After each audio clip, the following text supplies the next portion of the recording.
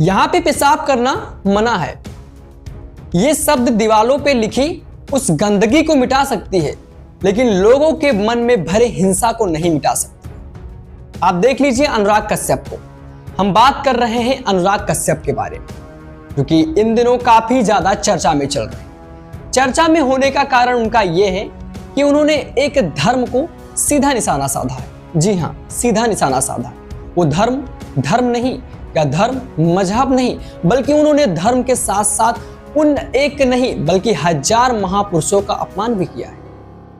आपको बता दें, अनुराग कश्यप जो कि इन दिनों काफी ज्यादा चर्चा में आ गए हैं, होने का कारण यह है, उन्होंने एक ट्वीट पे कहा, क्या मैं ब्राह्मणों के ऊपर पेशाब करूं तो कोई प्रॉब्लम है? जी हां, उन्होंने ऐसा कहा। लेकिन मैं आपको बता दूं, उन्होंने न केवल एक ब्राह्मण के धर्म को ठोस पहुंचाया, बल्कि ब्राह्मण समुदाय के उन लाखों हजारों महापुरुषों को अपमानित किया है अपनी इन अभद्र टिप्पणी से। कई सच्चाइयां हैं, कई अलग तरह से आती हैं, लेकिन कभी कभी कुछ ऐसी आती हैं जो मन को झिकझोर देती है। अनुराग कश्यप में क्या कमी थी? संस्कार में कमी थी या फिर परवरिश में कमी थी? ये मैं नहीं कहूंगा, ये आप कमेंट बॉक्स में कहिए। मेरा काम है आप तक इस जानकारी को पहुंचाना। कुछ लोग कमेंट करेंगे आप ब्राह्मण हो इसलिए इस जानकारी को बता रहे हो, या फिर आपका अलग ही नाता है।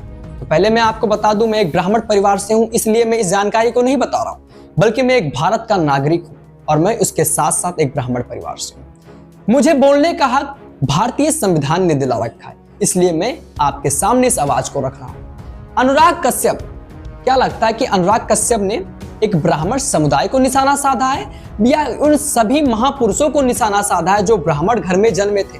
मैं आपको नाम गिनवाऊंगा।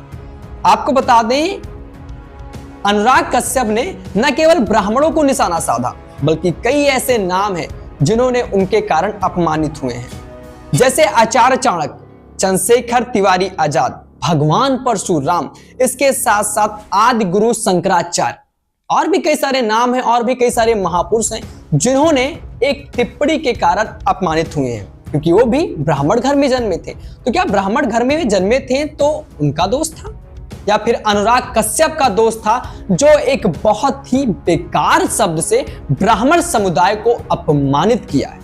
अनुराग जी, आपको ब्राह्मणों के बारे में क्या पता है?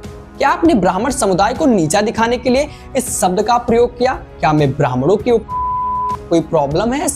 ऐसा मैं नहीं कह रहा हूं, बल्कि ऐसा अनुराग कश्यप ने कहा।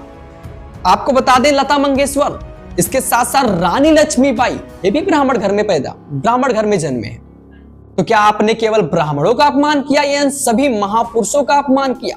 भगवान परशुराम का अपमान किया, इसके साथ साथ आचार्य चाणक्य का अपमान किया? किसका आपने अपमान किया? अगर मैं ब्राह्मणों के महापुरुषों के नाम गिनवाना शुरू कर दूंगा तो ये पूरी वीडियो खत्म हो जाएगी, लेकिन आपकी सारी पुश्तें ब्राह्मणों की महापुरुषों की वीरगान नहीं सुन पाएंगे। आपने न केवल ब्राह्मणों का अपमान किया, बल्कि ब्राह्मणों के महापुरुषों का अपमान किया, और ये अपमान नहीं है, बल्कि आपने उन सभी व्यक्ति, उन सभी समुदाय के साथ साथ ठोस पहुंचाया। पेशाब करना मना है, ऐसा दीवालों पर लिखा होता है, लेकिन जो मस्तिष्क में इस चिंता को भर के सोच रहा है कि मैं इस समुदाय को इस ठोस को पहुंचाऊंगा, तो ये बहुत गलत कर रहा है। पेशाब केवल ब्राह्मण करता नहीं है, न केवल ब्राह्मण भी करता है, मुस्लिम भी करता है, हिंदू भी करता है, दलित भी करता है, यहां तक बच्चा भी करता है। इसका अलग अलग रूप अलग अलग तरह से किया गया है। अगर एक बच्चा पेशाब करे तो उसे सूसू कहते हैं, लेकिन अगर एक